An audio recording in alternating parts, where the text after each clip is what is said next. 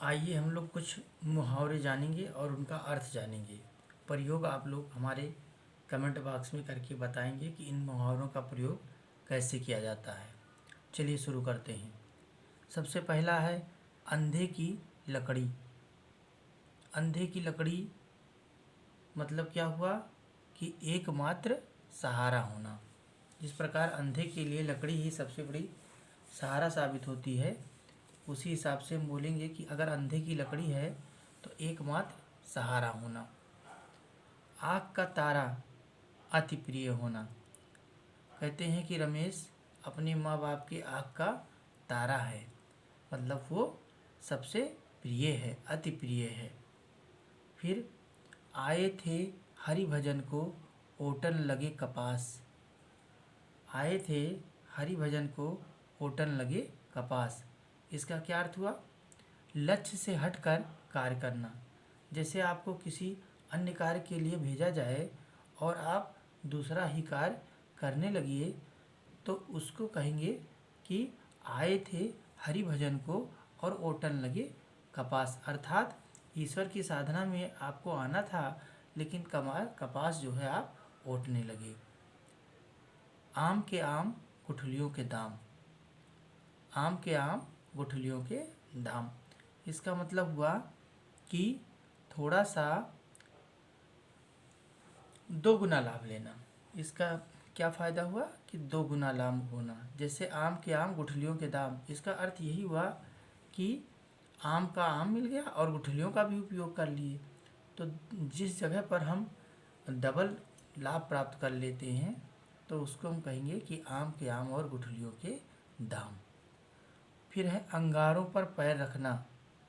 अंगारों पर पैर रखना मतलब खतरनाक कार्य करना।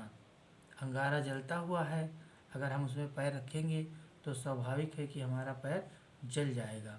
तो इसको शाब्दिक अर्थ न दे करके इसका अर्थ ये माना जाएगा कि खतरनाक कार्य कर रहे हैं आप। फिर है अंधे के आगे रोना अपना दीदा खोना। मतलब असहाय व्यक्ति से सहायता मांगना। जो खुद ही निर्बल है, असहाय है, अगर हम उससे सहारा मांगेंगे तो उस व्यक्ति से हमको सहारा नहीं मिल पाएगा।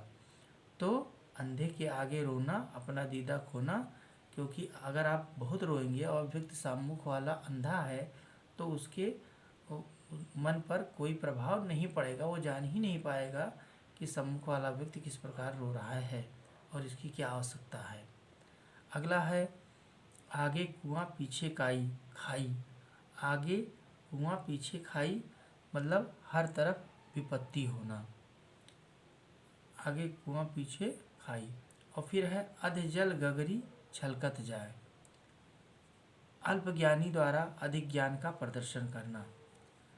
जिस प्रकार से गगरी में अगर हम आधा पानी भरेंगे तो वो इधर उधर गिरने लगती है, परंतु अगर वही भरा रहेगा तो उसमें ठहराव रहेगा।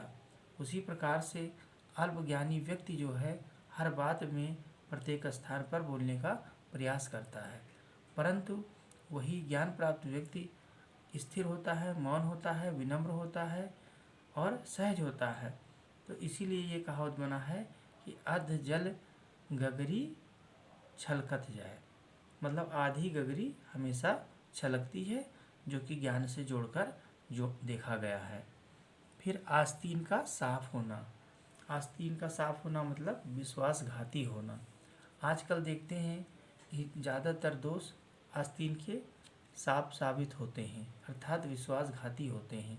इसलिए हम लोगों को सोच विचार के ही दोस्ती करनी चाहिए। संबंध बनाने से पहले व्यक्ति के बारे में संपूर्ण जानकारी आपके पास होनी चाहिए, नहीं तो वे व्यक्ति आस्तीन के साफ साबित हो सकते हैं।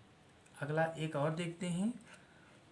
आँखों की किरकिरी होना, अच्छा ना लगना। आँखों की किरकिरी होना मतलब अच्छा ना लगना। आकाश पाताल एक करना, सारे प्रयास कर डालना। आकाश पाताल एक करना, कोई ऐसी चीज़ जिसको हम हर तरीके से कोशिश करते हैं और चाहे जिस जतन से उसको प्राप्त करने की कोशिश करते हैं, तो हम कह सकते हैं इसमें कि रमेश ने जो है अच्छे अंक प्राप्त करने के लिए किताबों को आकाश पाताल से खोज निकाला और पढ़ाई करके अच्छे अंक प्राप्त कर लिए। तो इस तरीके से मेहनत करने का भाव इसमें जुड़ा हुआ है। तो इतने सारे मुहावरे आप लोग तब तक तैयार कर लीजिए और मुहावरों की श्रृंखला लेकर हम आपके सम्मुख पुनः हाजिर होंगे। तब तक के लिए धन्यवाद।